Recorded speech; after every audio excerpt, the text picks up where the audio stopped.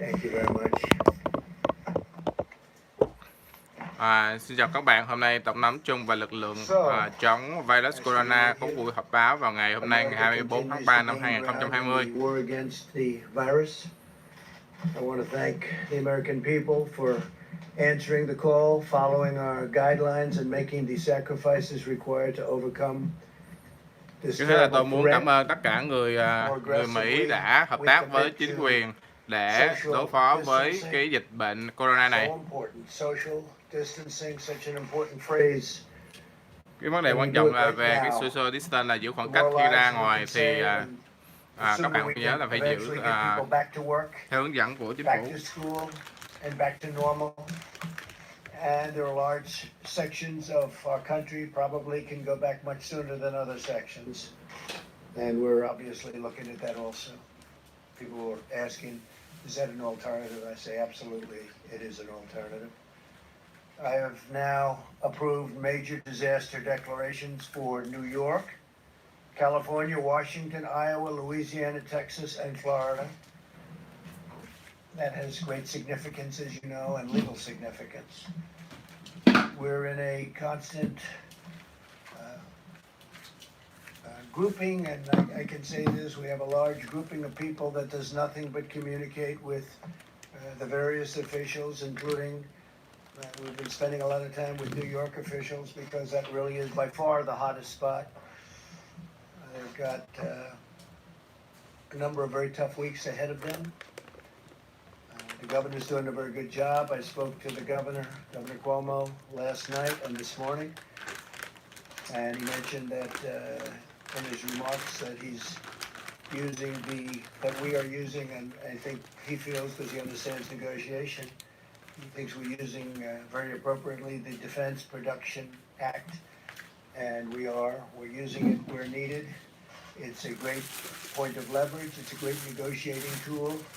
But I will tell you, there's tremendous spirit from people and tremendous spirit with respect to these companies.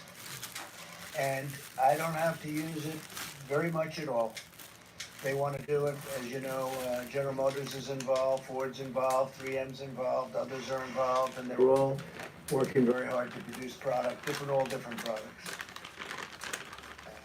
We had very little product when we came. We built it up, and we give it away as fast as we can to the different states.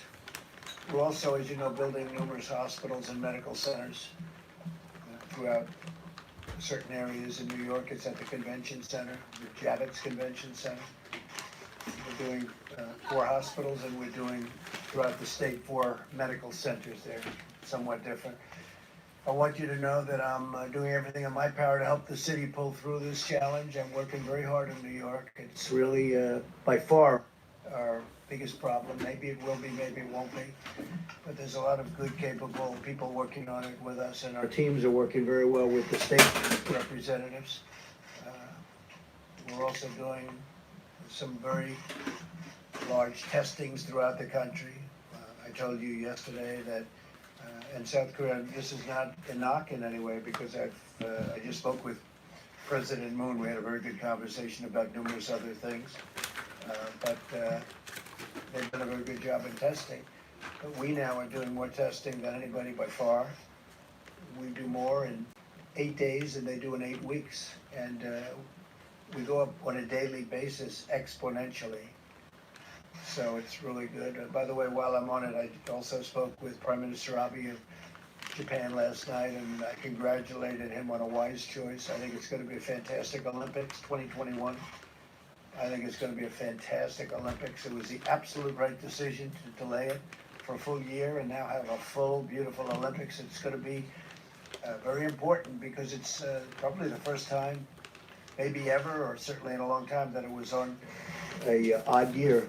It's always on an even year, they tell me. But he's going to have a fantastic success, and now that I have even more time, he didn't need any more time. Everything was perfectly ready. What a job they've done. But Japan, I want to congratulate Japan, the IOC, and Prime Minister Abe on a great decision. I think it's going to be a fantastic Olympics. I told him I'll be there. I'll be there.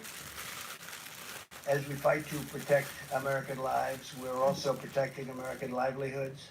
Democrats and Republicans in the Senate are very close to passing an emergency relief bill for American workers, families, and businesses. This legislation, in addition to the two bills I signed this month, that includes, as you know, sick leave, and we have all sorts of things in for the workers, for families, but we have a tremendous paid sick leave provision for workers at no cost at all to the employers.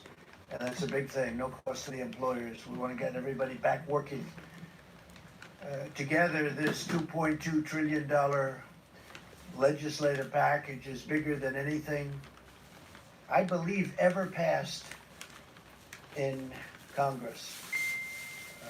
Perhaps, relatively speaking, if you go back, look during the FDR New Deal days, there was something that if you time value it, you could say it was bigger, I don't know, but this is certainly in terms of dollars by far and away the biggest ever done, and that's a tremendous thing because a lot of this money goes to jobs, and families. The Senate bill, as you know, includes $350 billion in job retention loans for small businesses, with loan forgiveness available for businesses that continue paying their workers. They continue paying their workers. That's what we want. We want them to keep their workers and pay their workers. This will help businesses keep workers in the payroll and allow our economy to quickly accelerate as soon as we defeat the virus.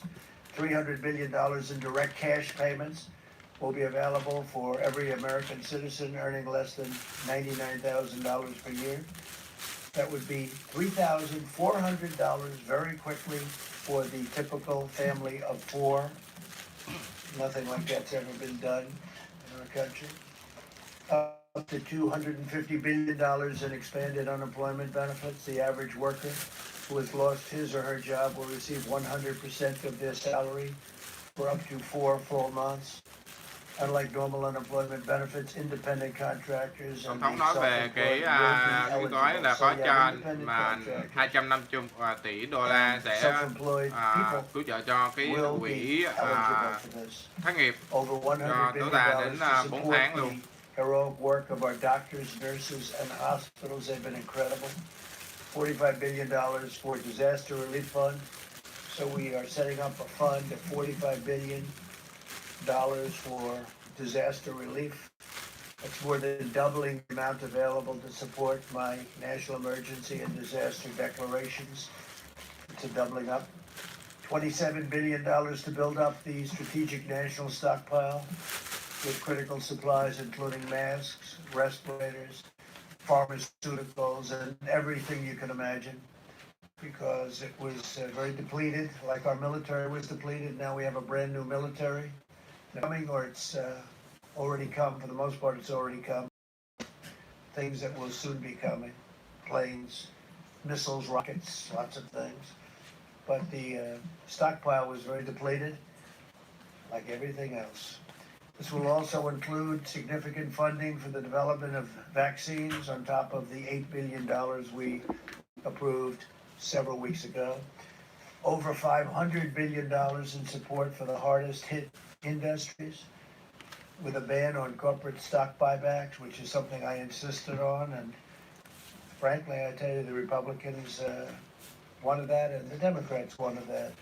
We want them to use the money for the companies and the planes or whatever they may be helping to get over this rough patch.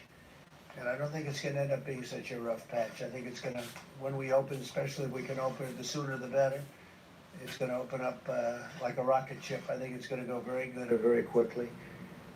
And you're going to have some tough new limits on executive compensation also. They need the money. They're going to have to sort of just make things work, because we're interested in the workers, the jobs. And we're interested in the companies, because that's really what fuels the workers in those great jobs. And we also have $16 billion in funding for the purchase of personal protective equipment. You know about that, such as masks and respirators, through the strategic national stockpile. I encourage the House to pass this vital legislation and send the bill to my desk for signature without delay. I will sign it immediately. We will have a signing, and it'll be a great signing and a great day for the American worker and for American families, and frankly for American companies, some of which were having the best years they've ever had these last few years, and then a little bit less than a month ago, they went into a position that they haven't seen because of the hidden enemy, the virus. Earlier today, I spoke to the leaders of many of America's amazing nonprofit organizations. I thank them for their unwavering devotion to American people, to American families, to our nation. And they have been fantastic. They've been collecting supplies, distributing food, supporting healthcare workers, caring for vulnerable workers and families. I encourage them to continue to do it. But I'll tell you, the nonprofits have been fantastic. They've been great. They're great people, actually. I know a lot of them. Finally, I want to provide a brief update